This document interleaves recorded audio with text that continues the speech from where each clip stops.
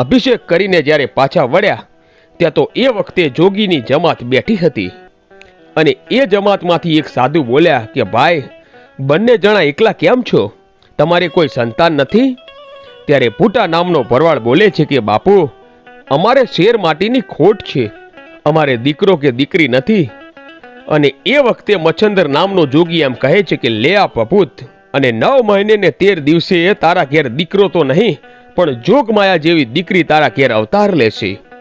અને કહેવાય છે કે પૂટો ભરવાડ અને રૂડીમાં ત્યાંથી ભભૂતિ લઈને નીકળી ગયા અને ફરતા ફરતા મોરબીમાં આવે છે. અને મોરબીની અંદર 9 મહિને ને 13 દિવસે એ પૂટાના ઘરે એક દીકરીનો અવતાર થાય છે. અને કહેવાય છે કે મચ્છંદર નામના જોગી આ દીકરી આપી હોવાથી એનું નામ મચ્છુ રાખવામાં આવ્યું.